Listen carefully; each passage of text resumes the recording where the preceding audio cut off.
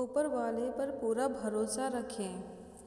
एक बार की बात है, एक राजा था, स्वभाव से काफ़ी गुस्से वाला। राजा को किसी भी छोटी सी बात पर गुस्सा आ जाता था।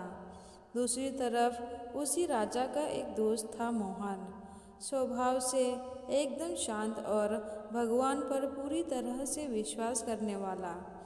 वह किसी भी बात पर गुस्सा नहीं करता था। अक्सर उसके चेहरे पर मुस्कान रहती और हर मुश्किल की घड़ी में वह एक ही वाक्य बोलता, भगवान जो करता है अच्छा ही करता है। एक दिन राजा और उसका दोस्त जंगल में शिकार के लिए गए। काफ़ी देर तक घूमने पर उन्हें एक सफ़ेद हिरन दिखाई दिया।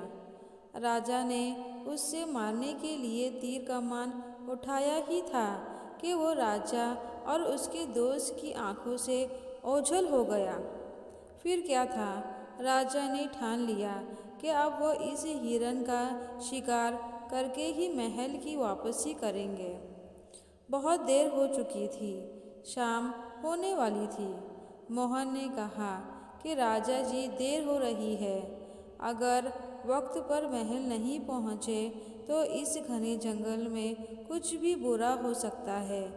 यह बात राजा ने अनसुनी करते हुए बोला, फिर क्या है, तुम्हें जो बोलते हो कि भगवान जो करता है अच्छा ही करता है, क्या हुआ अब, भगवान से विश्वास उठ गया क्या? मोहन ने ये सुना और मुस्कुराते हुए बोला कि भगवान से विश्वास नहीं उठा है राजा जी, भगवान जो करता है अच्छा ही करता है।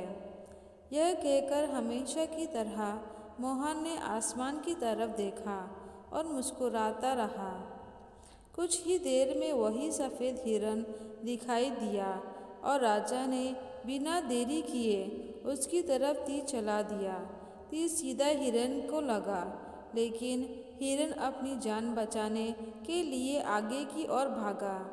यह देखकर राजा भागकर उसका पीछा करने की कोशिश की तो राजा के हाथ में एक नोकीला कांटा घुस गया, जिसने उंगली को काफ़ी ज़्यादा जख्मी कर दिया। दर्द राजा से बर्दाश्त नहीं हुआ और राजा जोर जोर से चिल्लाया। जैसे ही उसने मोहन की तरफ देखा, मोहन आसमान की तरफ देखते हुए बोला, भगवान जो करता है अच्छा ही करता है। यह सब राजा से बर्दाश्त नहीं हुआ और राजा को लगा कि मोहन उसका मजाक उड़ा रहा है। उसने मोहन को एक पास के सूखे कुएं में धक्का मार दिया। मोहन गड्ढे में गिरकर बोला, राजा जी, कोई गलती हुई तो माफ़ कर दीजिए। राजा ने जोर जोर से हंसते हुए बोला, भगवान जो करता है अच्छा ही करता है। यह सुनकर मोहन मुस्कुराया और बोला, सच तो यही है। राजा को मोहन का जवाब फिर से पसंद न आया और वह हिरन की तलाश में आगे की ओर बढ़ने लगा। कुछ दूर जाते ही एक जाल राजा के ऊपर गिरा, जिसने राजा को ऊपर की ओर खींच दिया और अब राजा हवा में किसी शिकार की तरह लटक रहा था। दरअसल वह हिरन की तलाश में सिम्बा कबीले के इलाके में चला गया था। ये लोग अपने देवता को खुश करने के लिए अक्सर इंसानों की बलि देते थे। राजा अब कुछ ही देर में अपनी जान गंवाने वाला था। यह बात राजा को अच्छे से मालूम हो चुकी थी। पलक झपकते ही 4 लोग आए और राजा को अपने कबीले के सरदार के पास ले गए।